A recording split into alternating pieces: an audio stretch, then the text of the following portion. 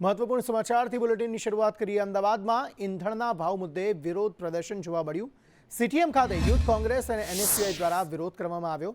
ICU bed સાથે રાખીને bike યાત્રા કાઢવામાં આવી। પેટ્રોલ, ડીઝલ અને સીએનજીના ભાવ મુદ્દે રોષ જોવા મળ્યો। સરકાર વિરોધી સૂત્રોચ્ચાર કરવામાં આવ્યા। પોલીસે કાર્યકરોની અટકાયત કરી। તો ધોરાજી પંથકમાં સર્જાયેલી ડીઝલની અછત હવે ખેડૂતો માટે મોટી આફત બની ગઈ છે। એક તરફ ખેતરોમાં ઉનાળુ પાક તૈયાર થઈને ઊભો છે, તો બીજી તરફ ડીઝલની તંગી અને વાહન ભાડાના તોતિંગ વધારાના કારણે ખેડૂતો પોતાની કિંમતી જણસ માર્કેટિંગ યાર્ડ સુધી પહોંચાડી શકતા નથી। પરિણામે અન્નદાતાને મોટો આર્થિક ફટકો પડી રહ્યો છે। ખેડૂતોનો આક્ષેપ છે કે માંગ સામે ડીઝલનો પુરવઠો ખૂબ ઓછો હોવાથી ટ્રેક્ટરો અને માલવાહક વાહનોના પૈડા થંભી ગયા છે। જે વાહનો ઉપલબ્ધ છે તેમના ટ્રાન્સપોર્ટેશન ભાડા એટલા વધી ગયા છે કે ખેડૂતો પર આર્થિક બોજ બમણો થયો છે। જો સમયસર ઉનાળુ પાક નહીં વેચાય તો ખેડૂતો પાસે રોકડા નાણાં નહીં આવે, જેના કારણે આગામી ચોમાસુ પાક માટે મોંઘા બિયારણ, ખાતર અને દવાઓની ખરીદી કરવી અશક્ય બની જશે। આ અછતને લીધે ટ્રેક્ટર ચલાવી રોજગારી મેળવતા નાના શ્રમિકો પણ અત્યારે કામ વગર બેકાર બન્યા છે। ચોમાસાના વાવેતર પહેલાં જ ઈંધણની તંગીથી સમગ્ર કૃષિ અર્થતંત્ર ખોરવાઈ ગયું છે। ડીઝલ પૂરતું નથી મળતું કે નથી કાંઈ કામ થતું કે નથી વાહનનું હપ્તા ભરાતા, કેમ કે ડીઝલ મળતું નથી। અમને પંપે જાય તો એમ કે 1000નું નાખી દે, 500નું નાખી દે, કોઈ અમને જવાબ નથી દેતા સરખાએ। ને ખેડૂતને અમારે કામ કરવા છે તો કઈ રીતના અમારે કામ કરવા, તમારે માલ કેમ પહોંચાડવો? મારે મિનિમમ 50 લીટર ડીઝલની જરૂર હોય તો એમાંથી મને 10-20 લીટર ડીઝલ દે છે। 10 લીટરમાં ડીઝલના કાંઈ થાય નહીં મારું। ખેડૂતના કોઈના કામ થતા નથી। ખેડૂત અત્યારે ઉપાધિમાં કરી ગયા છે કે કામ કરાવું કે શું કરાવું, ડીઝલ વાકે। અત્યારે ડીઝલની ભારે અછત છે। અત્યારે ડીઝલની અછતને કારણે ખેડૂતો ભારે મુશ્કેલીમાં છે। અત્યારે ઉનાળુ પાક તૈયાર થઈ ગયો હોય એ પાકને લણણી કરી અને યાર્ડે પહોંચાડવાની ખાસી જરૂરિયાત છે, પણ ડીઝલના અછત હોવાને કારણે ખેડૂતો માલ યાર્ડે પહોંચાડી નથી શકતા। જે મારા ધોરાજીની હાલત દયનીય થઈ ગઈ છે આજની તારીખમાં ડીઝલનો પેટ્રોલ વાકે, કે આજે જે જણસ મારા કિસાનોની જે એપીએમસીમાં લઈ જવાની છે એ આજની તારીખમાં કોઈ પણ ટ્રેક્ટરવાળો, કોઈ પણ સાધનવાળો જે જણસ ડીઝલના વાકે આ તમામ વાહનો થંભી ગયા છે। આવી મને ધોરાજીની અંદર ભીતિ સેવાઈ રહી છે। આજની તારીખમાં સરકાર મસ્ત મોટી જાહેરાતો કરે છે કે અમે 20-20 લીટરને બદલે જગ્યાએ 200-200 લીટર અમે ડીઝલ આપશું, તો કયા કારણે 7-12 આપવા છતાંય અમારા કિસાનોને પેટ્રોલ પંપ પર આજ 200-200 લીટર ડીઝલ નથી આપતું। તો બનાસકાંઠાના મુખ્ય મથક પાલનપુરમાં ધણિયાણા ચોકડીથી માલણ દરવાજાને જોડતો મુખ્ય માર્ગ છેલ્લા 8 મહિનાથી ભૂગર્ભ ગટરની કામગીરી માટે ખોદી નાખવામાં આવ્યો છે। 20થી વધુ ગામોને શહેર સાથે જોડતા આ વ્યસ્ત ડબલ લેન માર્ગને સિંગલ લેન કરી દેવાતા વાહન ચાલકો અને સ્થાનિક વેપારીઓ ભારે હાલાકી ભોગવી રહ્યા છે। ગોકળગાયની ગતિએ ચાલતી કામગીરીને કારણે ઉડતી ધૂળથી વેપારીઓ અને રાહદારીઓ ત્રાહિમામ પોકારી ઉઠ્યા છે। આ મામલે નગરપાલિકા અને જિલ્લા પંચાયતને આરએનબી વિભાગ એકબીજા પર દોષનો ટોપલો ઢોળી રહ્યા છે। કંટાળીને સ્થાનિકો અને વેપારીઓએ ચીમકી ઉચ્ચારી છે કે જો આગામી 10 દિવસમાં રસ્તાની સમસ્યાનો કોઈ કાયમી નિકાલ નહીં આવે તો તેઓ રસ્તા રોકો આંદોલન કરવા મજબૂર બનશે। 8 મહિનાથી જોઈ રહ્યા છીએ, હજુ સુધી કંઈ સમારકામ કે આનું કોઈ રિપેરિંગ કામ થયું નથી અને આના લીધે રોજે રોજ અહીંયાથી આવતા વાહનોના કારણે એટલી બી ધૂળ ઉડી રહી છે, જેથી કરીને અમારી દુકાનમાં અત્યારે 1-1 ઇંચની ધૂળ જામી ગઈ છે અને અમને ખુદને સ્વાસ્થ્યને એટલું દાવ ઉપર લગાવીને અહીંયા ધંધો કરવા આવી બેઠા છીએ। હવે અમે નગરપાલિકામાં આની જાણ કરવા જાય, નગરપાલિકા કે અમારામાં આવતું નહીં, જિલ્લા પંચાયતમાં જો જિલ્લા પંચાયતમાં અમે ગયા એટલે કે નગરપાલિકામાં આવે। બેના વચ્ચે અમે ઊભા રહ્યા છીએ। હવે કરવું શું એ જ અમને સમજાતું નહીં, કારણ કે બંને હાથ ઊંચા કરી દીધા। ધૂળ એટલી ઉડે કે બધા રસ્તામાં કોઈને શેપટની એલર્જી બધી બહુ તકલીફો પડે। છેલ્લા 20 વર્ષથી અમે જઈએ છીએ રસ્તા ઉપર, પણ હમણાં છેલ્લા 8 મહિનાથી રસ્તો ખોદેલો પડે છે, બરાબર, ગટર લાઇનના લીધે, અને અહીંયા પારાવાર મુશ્કેલી પડે છે, ધૂળ ઉડે છે, બીમારી થાય છે શ્વાસની। બીજું કે આ રસ્તો આજુબાજુના 20થી 25 ગામડાઓને જોડતો રસ્તો છે, અને બીજું કે આ રસ્તો પાલનપુરની સ્વાસ્થ્યની સમાન રસ્તો છે। અહીંયા અંબાજી, ખેડબ્રહ્મા, ઈડર બધા સાધનો અહીં ચાલે છે। બસો સામે બસો ભીડાઈ જાય તો પણ અડધો કલાક ટ્રાફિક થાય છે। બનાસકાંઠા જિલ્લાના મુખ્ય મથક પાલનપુરમાં વિકાસ ગાંડો થયો છે। 8 મહિનાથી એક માર્ગ ખોદી દેવાયો છે। આ માર્ગ પર જીઓડીસી ભૂગર્ભ ગટરની પાઇપલાઇનની કામગીરી ચાલવા માટે આ માર્ગ છે તે ખોદાયો હતો। કામગીરી હજુ સુધી પૂર્ણ થઈ ન હોય તેમ આ રોડ છેલ્લા 8 માસથી રેતાળ સ્થિતિમાં છોડી દેવામાં આવ્યો છે. મહત્વની વાત છે કે આ એ જ માર્ગ છે કે ધણિયાણા ચોકડીથી પાલનપુર શહેરને જોડતો, એટલે કે 20થી વધુ ગામોને શહેરથી સાંકળતો આ માર્ગ છે. દિવસ દરમિયાન હજારો વાહન ચાલકો અહીંયાથી પસાર થાય છે. અત્યારે રોડની સ્થિતિ એવી છે કે ડબલ લેન રોડ છે, પરંતુ એક લેન જે પ્રકારે બંધ કરી દેવામાં આવી છે ને બીજી લેન ઉપરથી અત્યારે માર્ગ પરથી વાહન ચાલકો પસાર થઈ રહ્યા છે. આ ધૂળિયા માર્ગને કારણે દિવસ દરમિયાન મોટા પ્રમાણમાં અહીંયાથી માટી ઉડે છે. આસપાસના વેપારીઓ છે તે ત્રાહિમામ પોકારી ઉઠ્યા છે. અનેક વખત તંત્રને રજૂઆત કરવામાં આવી છે, પરંતુ સ્થાનિક વેપારીઓના આક્ષેપ છે કે પાલિકાને રજૂઆત કરીએ તો જિલ્લા પંચાયત ઉપર ઢોળે છે અને જિલ્લા પંચાયત પાલિકા ઉપર. એટલે કે જે તંત્રો છે તે તંત્ર આ માર્ગ કોનો છે તે સ્વીકારવા તૈયાર નથી. અને તે વચ્ચે અત્યારે તો આ વિસ્તારના જે વેપારીઓ અને આ માર્ગ પરથી પસાર થતા વાહન ચાલકો છે તે ભારે હાલાકીનો સામનો કરવા મજબૂર બન્યા છે. જે પ્રકારે ગોકળ ગતિ આ કામગીરી ચાલી રહી છે ને તેને જ લઈને અત્યારે આ વિસ્તારના રહીશો સહિત વેપારીઓમાં ભારોભાર રોષ ભભૂકેલો જોવા મળી રહ્યો છે. ટૂંક સમયમાં આ માર્ગનો નિકાલ નહીં કરાય, રિનોવેશન નહીં કરાય તો આ વિસ્તારના સ્થાનિકો છે તે આંદોલનની ચીમકી ઉચ્ચારી રહ્યા છે. ધવલ જોશી, સંદેશ ન્યૂઝ, બનાસકાંઠા. અમદાવાદમાં ચોમાસું નજીક આવતા જ વરસાદી પાણી ભરાવાની જૂની સમસ્યાને લઈને ફરી સવાલ ઊભા થયા છે. આ વર્ષે પણ દર વર્ષે જેમ નીચાણવાળા વિસ્તારો અને અંડરપાસમાં પાણી ભરાવાની આશંકા છે. મ્યુનિસિપલ કોર્પોરેશન દ્વારા શહેરમાં આવા 114 સંવેદનશીલ સ્પોટ ઓળખી કઢાયા. શહેરના પૂર્વ અને પશ્ચિમ વિસ્તારોમાં હજુ પણ સ્ટ્રોમ વોટર ડ્રેનેજ લાઇન અને રોડ ખોદકામની કામગીરી અધૂરી હોવાથી સ્થાનિકો મુશ્કેલીનો સામનો કરી રહ્યા છે.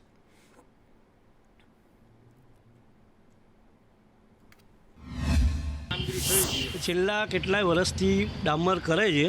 ડામરને શું ખાડો ખોદીને કરવાનું હોય છે, પણ આ શું જેમ તેમ ડામર કરી લેવલ કરીને જતા રહે. હવે દુકાનો અમારી નીચી થઈ ગઈ. વરસાદમાં ચોમાસામાં પાણી ભરાય દુકાનમાં. આ લોકોને હકીકતમાં ખોદીને કરવાનું હોય છે, પણ ખોદતા નથી અને ઉપર ડામર ચોડીને જતા રહે. એટલે આ દુકાનો અમારી નીચી હતી. મારી દુકાન 1 ફૂટ ઊંચી હતી. અત્યારે જો કેટલો ખાડો થઈ ગયો છે. મારે તો આ તકલીફ છે. રોડનું લેવલ બી બરાબર નથી. રોડનું લેવલ તો ઠીક, અહીંયા એટલા મોટા વાહન નથી આવવાના એટલે લેવલની કોઈ જરૂર નથી. પણ બીજી ખાડો તો ચલો પાઇપલાઇન નાખી છે એટલે ખાડો ખોદીને ગયા છે, પણ આરસીસી કરવાનું છે એના માટે રહ્યું છે એવું કહે છે એ લોકો. પણ આરસીસીને કરવાના અત્યારે 1 મહિનો 1.5 મહિનો થઈ ગયો. એનું ઓપનિંગ બી કરીને ગયા ને 1.5 મહિના પછી બી આરસીસી તો થવું જોઈએ ને. અમદાવાદ શહેરની અંદર ભલે અધિકારીઓ એમ કહેતા હોય કે 114 જગ્યા છે, ઓછામાં ઓછી 200થી વધારે અમદાવાદ શહેરની અંદર એવી જગ્યા છે કે જ્યાં આગળ 2-3 કલાક સુધી પણ ડ્રેનેજના કે વોટર જ્યારે વરસાદી પાણી થયું હોય તો એના નિકાલની વ્યવસ્થા કોઈપણ પ્રકારની છે નહીં. કરોડો રૂપિયાના આંદોલન કરે, સ્ટ્રોમ વોટર લાઇન નાખવામાં આવે કે પછી કેચપીટો સાફ કરવામાં આવે. અઢળક પૈસાની બરબાદી કર્યા પછી પણ આ જનતા ત્યાંની ત્યાં જ છે. ત્યાં કોઈપણ પ્રકારની સવલતો પણ કોર્પોરેશન દ્વારા આપવામાં આવતી નથી. અમદાવાદ શહેરના મધ્યમાં આવેલા અમારો દરિયાપુર વોર્ડ મધ્ય ઝોનની અંદર જે પરિસ્થિતિ સ્વચ્છ ભારત મિશનના તાબા હેઠળ વારંવાર અધિકારીઓ રાઉન્ડ લે, 1-2 મેન્યુઅલ કે 1-2 એમના મોડ્યુલ હોય એ 2 જગ્યાઓને છોડતા સમગ્ર વિસ્તારની અંદર 90% જગ્યાઓમાં કોઈપણ પ્રકારની કામગીરી કરવામાં આવતી નથી. પાણીની લાઈન તો નાખી બરોબર છે, પણ આજે ખોદકામ કરવાનું 3-4 મહિના થઈ ગયા. ઇલેક્શન જવાનો 1.5 મહિનો થઈ ગયો, તોય કંઈ થયું નથી કશું. અને પાણી હવે છાંટીનો મતલબ શું? હવે 4 મહિના થઈ ગયા, પછી છાંટવાનો અર્થ શું? એટલે તંત્ર એટલું બોગસ કામ થતું નથી. આ રોડનું લેવલ થવું જોઈએ એવું માનો? હા, લેવલ થવું જ જોઈએ. ખોદતા તો નહીં, ક્યાં લેવલ એટલું છે. દુકાનો બધી બે ગઈ નીચે અને એ ઉપર ડામર રહે છે. આ 4-5 ફૂટ લેવલ છે અંદર. આટલા ખાડે 1-1.5 ફૂટ ખાડા ડામર નીકળ્યો અંદરથી. તો આ ચોમાસામાં તકલીફ પડશે? પડવાની સ્વાદ ડામરની સાથે પડશે, 100% પડશે. ડામર જરૂરી છે, ડામર કરવું. અમદાવાદ શહેરમાં ચોમાસામાં સ્થિતિ દયનીય થઈ જતી હોય છે અને તેની પાછળ જવાબદાર કોઈ હોય તો અમદાવાદ મ્યુનિસિપલ કોર્પોરેશનનું એન્જિનિયરિંગ વિભાગ જવાબદાર હોય તેવી સ્થિતિ જે છે તે જોવા મળતી હોય છે. મહત્ત્વનું છે કે ઠેર ઠેર આ પ્રકારે અત્યારે ડ્રેનેજની લાઇનની બાબત હોય કે પછી સ્ટ્રોમ વોટરની લાઇનની બાબત હોય તેની કામગીરી છે જે ચાલુ રહી છે. સામાન્ય રીતે 10 જૂન સુધીમાં આ કામગીરી છે તે પૂર્ણ થઈ જવી જોઈતી હતી, પરંતુ જે પ્રમાણે શહેરમાં હાલ સ્થિતિ નજરે પડી રહી છે, 10 જૂન સુધીમાં આ કામગીરી પૂર્ણ થાય તે સ્થિતિમાં અત્યારે જણાતું નથી. 114 જેટલા પોઈન્ટ એવા આઈડેન્ટિફાઈ કરવામાં આવ્યા છે કે જ્યાં સામાન્ય રીતે વરસાદમાં પાણી ભરાઈ જતા હોય છે, પરંતુ આ કામગીરી પૂરી નથી થઈ. તેના કારણે હાલાકીમાં વધારો થશે અને ત્યારે લોકોને ટુ વ્હીલર લઈને કે પછી ચાલીને પણ કઈ રીતે પસાર થવું તે સવાલ ઉઠી રહ્યો છે. કેમેરામેન સંદીપ રાઠોડ સાથે કશ્યપ જોશી, સંદેશ ન્યૂઝ, અમદાવાદ. તો બનાસકાંઠાના અમીરગઢ તાલુકાના ઇકબાલગઢ નજીક આવેલ બનાસ બ્રિજ છેલ્લા 62 દિવસથી સમારકામ અર્થે વાહન ચાલકો માટે સંપૂર્ણ બનશે. જિલ્લા કલેક્ટર દ્વારા ગત 2 એપ્રિલથી પ્રતિબંધ મુકાતા સ્થાનિકોને 10 થી 15 કિલોમીટર લાંબા ડાયવર્ઝન પરથી પસાર થવું પડી રહ્યું છે. કોન્ટ્રાક્ટરની ગોકળગાયની ગતિએ ચાલતી કામગીરીને કારણે મોંઘા પેટ્રોલ ડીઝલના યુગમાં સામાન્ય જનતા પર આર્થિક બોજ વધ્યું છે.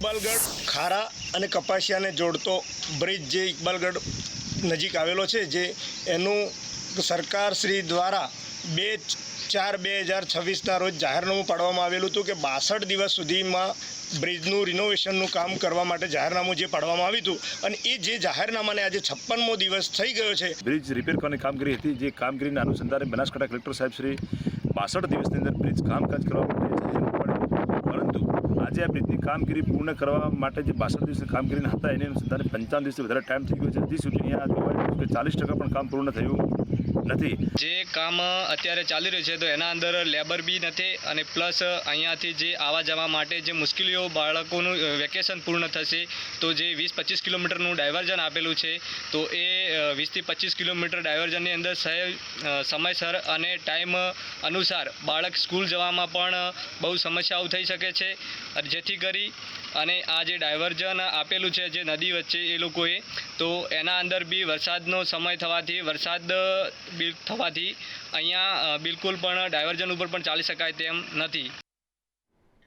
આ તરફ જૂનાગઢ આરટીઓ કચેરી ફરી એકવાર વિવાદમાં આવી. કચેરીના અણઘડ વહીવટ અને બેદરકારીને કારણે દૂર દૂરના ગામડાઓમાંથી આવતા અરજદારોમાં ભારે રોષ ફાટી નીકળ્યો.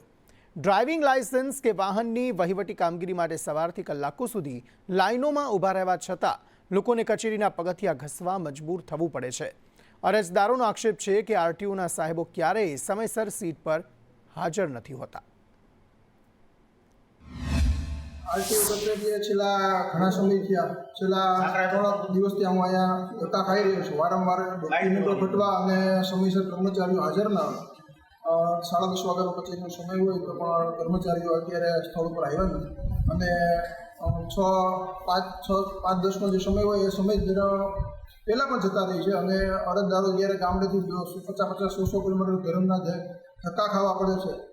એટલે હું ઉપલી કચેરી અને રાજ્ય સરકારને વિનંતી કરવા માગું છું કે અહીંયા સમયસર કર્મચારીઓ આવે અને સમયસર લોકોનું કામ થાય, અને જે વધારાના ફોગટ ધક્કા આ વૈશ્વિક જે યુદ્ધની પરિસ્થિતિમાં ડીઝલ અને વીજળીની જે ઉર્જાની બચત કરવાની સરકારો અને વડાપ્રધાન જે દેશને સંદેશો આપે છે તે તો અહીંયા અસર જ નથી કરતું.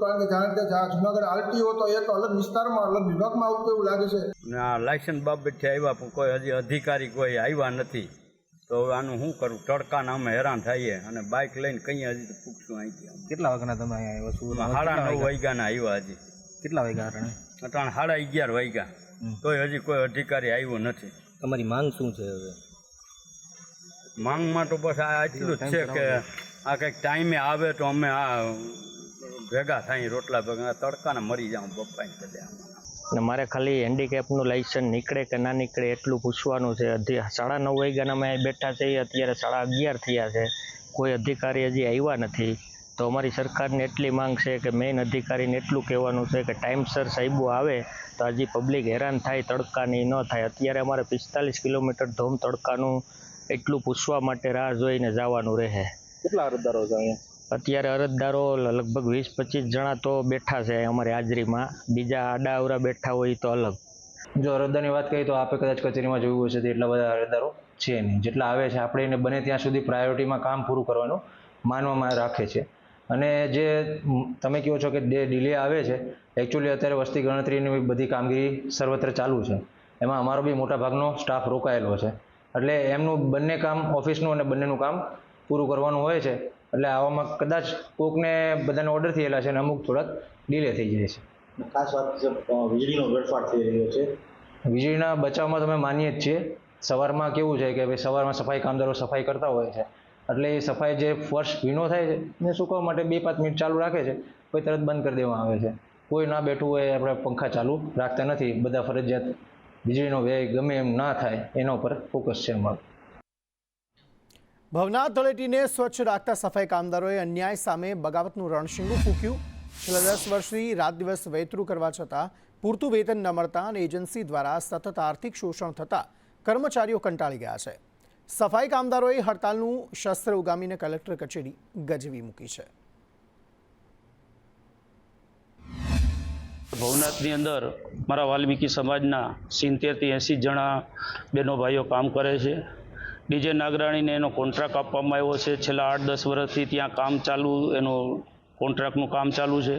એમાં PAPSI વચ્ચે કાપે છે, વચ્ચે નથી કાપતા. 8-10 વર્ષથી PAPSI આપ્યો નથી. જ્યારે એ લોકો PAPSIની માંગણી કરે ત્યારે ગૌરવભાઈ કરીને એને કોઈ રાખેલ છે. એ બધું જ હળી મળીને બંને લોકો શું કરતા હોય એ નાના માણસોને, મારા વાલ્મીકી સમાજને ખબર પડવા દેતા નથી અને ખૂબ મોટું શોષણ કરી રહ્યા છે. અમે યાત્રાધામમાં 10 વર્ષથી જોબ કરી રહ્યા છીએ અહીં, પણ અમને કોઈ લઘુત્તમ તરીકે કોઈ પગાર કે કોઈ વસ્તુ એરિયસ પેમેન્ટ કોઈ એવું પૂરું દેતા જ નથી આ લોકો, ને અમારું શોષણ જ કરી રહ્યા છે અહીં. તો અમે નાના માણસ ક્યાં જાય? અમે અહીં અટાણે ફરિયાદ લઈને આવ્યા છે અહીં કે અમારો આનો કોઈ ઈલાજ કરી શકે. તો અમે બસ અહીં કમિશનરને અટાણે રજૂઆત કરી છે કલેક્ટરને, અને અમારે છે તે PF એરિયસ પછી પગાર સ્લીપ એવું કોઈ અમને આપતા જ નથી. દર મહિને પગાર અમને અધૂરો જ આપે છે, પૂરો પેમેન્ટ અમને મળતું જ નથી. તો અમારે શું લાઈન લેવી અટાણે, શું કરવું? અમને PF પગાર સ્લીપ એ આપવી જોઈએ ને એ લોકોને. મારા 2000 આ મહિને કપાણા છે, તો સામે એમને મારો PFમાં 2000 નાખવા જોઈએ ને, તો PF આપણે કરીએ કે બરાબર રેગ્યુલર છે. હવે અમારા પૈસા કપાય છે પણ એ લોકો તો નાખતા જ નથી, તો શું કામને PF કાપો છો? તરફ ઉનાળુ મગની ખરીદીને લઈ મંત્રી જીતુ વાઘાણીનું નિવેદન. ઉનાળુ મગની ખરીદી પણ રાજ્ય સરકાર કરશે. કેબિનેટ બેઠક બાદ મંત્રી જીતુ વાઘાણીએ કહ્યું, ભૂતકાળમાં બારદાનની સમસ્યા હતી તે હવે નથી. યુદ્ધના કારણે વૈશ્વિક સમસ્યા છે, ખેડૂતોને નુકસાન ન થાય તેવા પ્રયાસ.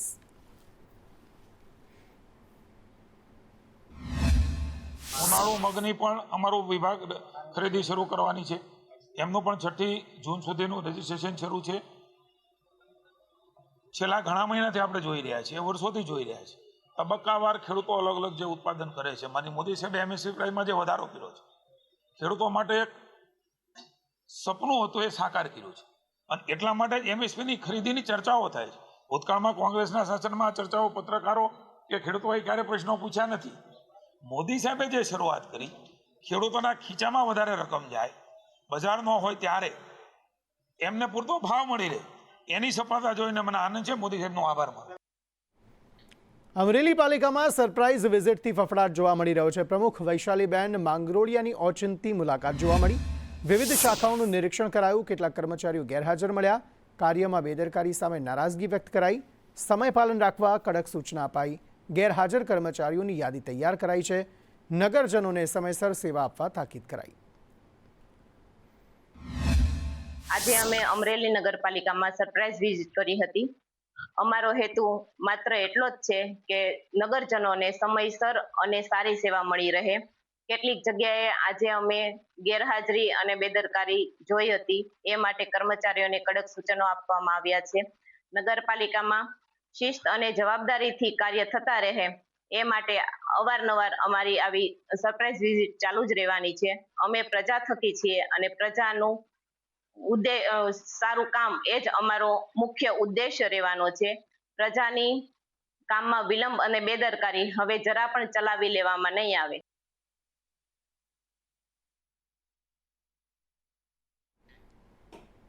સુરેન્દ્રનગર જિલ્લામાં VC દ્વારા સુગમ પોર્ટલ મુદ્દે વિરોધ નોંધાયો. લખતરમાં મામલતદાર અને TDOને આવેદન પાઠવી પોર્ટલ કામગીરી નહીં કરવાની ચીમકી ઉચ્ચારાઈ. VCનો આક્ષેપ છે કે પોર્ટલની કામગીરીમાં વધુ સમય લાગી રહ્યો છે અને યોગ્ય વળતર પણ નથી મળતું. સાથે નવી યોજનાઓના કારણે અન્ય કામો પ્રભાવિત થતા હોવાની અને શોષણ થતું હોવાની રજૂઆત કરાઈ. અમે વિષય મંડળ મામલતદાર કચેરીએ મામલતદાર સાહેબને આવેદનપત્ર આપવામાં આવ્યા છીએ કે તાજેતરમાં જે ગુજરાત સરકાર દ્વારા જે સુગમ પોર્ટલ લોન્ચ કરવામાં આવ્યું છે તેમાં વીસીની કોઈ ભૂમિકા નથી. અરજદારે નાગરિકોએ જાતે જ અરજી કરવાની હોય છે, પરંતુ મામલતદાર સાહેબ અને ટીડીઓ સાહેબ દ્વારા પ્રેશર કરવામાં આવે છે કે આ અરજી ગ્રામ્ય લેવલે વીસી પાસે જ કરવામાં આવે. આમાં વીસીનો કોઈ રોલ નથી. એક અરજી કરવામાં 40થી 50 મિનિટ થાય છે. આખા દિવસમાં માંડ 2 થી 3 અરજી થાય. આમાં વીસીનું કંઈ વળે નહીં. સરકાર દ્વારા વીસીને કોઈ પણ પ્રકારનું મહેનતાણું ચૂકવવામાં આવતું નથી. આ માટે અમે આવેદનપત્ર આપવા માટે આવ્યા છીએ. અમે સુગમ પોર્ટલ બાબતે આજે બધા વીસીઓ 27/5/2026 એ આવેદનપત્ર પાઠવવામાં આવ્યા છે કે જે સુગમ પોર્ટલ છે એ નાગરિકો માટે અરજદાર માટેનું છે અને વીસી માટેમાં કોઈ મહેનતાણું કે રૂપિયો કોઈ નક્કી કરવામાં આવ્યું નથી. એ અમારા ઉપર તાલુકા અને મામલતદાર 2થી ઉપરથી પ્રેશર એ કે વીસીઓ કરો, પણ આમ દરેક વ્યક્તિ માટેનું પોર્ટલ છે, બરાબર. આમાં કોઈ દરેક વ્યક્તિ કરીએ કે ગામ 42 ગામ તાલુકાના છે, પોતે અરજદારને પોતે કરવાનું હોય. વીસીની કોઈ ભૂમિકા હોતી નથી. વીસી કદાચ એક બેને શીખડાવી શકે, બાકી દરેક કામ કરીએ કે નહીં. જો આવું કામ કરવા જાય તો વીસીના રોટલા પડી જાય. વીસીને કોઈ મહેનતાણું મળતું નથી. એટલે 2 તાલુકામાં અને મામલતદારમાં 2 વીસીએ આવેદનપત્ર પાડ્યા છે કે આમાં અમારું કોઈ મહેનતાણું છે નહીં, એટલે આ કામ અમે કરશું નહીં. તો તાલુકામાં મામલતદારમાં જે કામ થતું એ લોકો ચાલુ કરી દે. વીસીઓ આમાં કોઈ કામ કરશે નહીં. તો આ તરફ બનાસકાંઠાના ડીસામાં હવે અર્બન હાર્ટનું નિર્માણ થવા જઈ રહ્યું છે. ₹21 કરોડના ખર્ચે બનનારા આ પ્રોજેક્ટનું રાજ્યમંત્રી પ્રવીણ માળી અને સ્વરૂપજી ઠાકોરના હસ્તે ખાતમુહૂર્ત કરવામાં આવ્યું. ડીસા હાઈવે પિલર મેદાન ખાતે બનનારા અર્બન હાર્ટમાં સ્થાનિક અને સ્વદેશી ઉત્પાદનોનું વેચાણ થશે.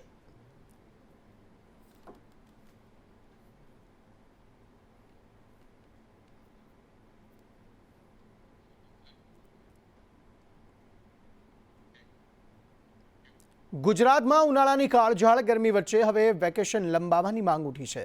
શાળા સંચાલક મહામંડળે મુખ્યમંત્રીને પત્ર લખી 10 દિવસ ઉનાળુ વેકેશન વધારવાની માંગ કરી. બાળકોના આરોગ્ય અને ગરમીથી બચાવવા શાળાઓ મોડેથી શરૂ કરવા અપીલ કરાઈ. સાથે જ ઈંધણ અછતને કારણે સ્કૂલ ટ્રાન્સપોર્ટ વ્યવસ્થા પ્રભાવિત થવાની પણ આશંકા વ્યક્ત કરી.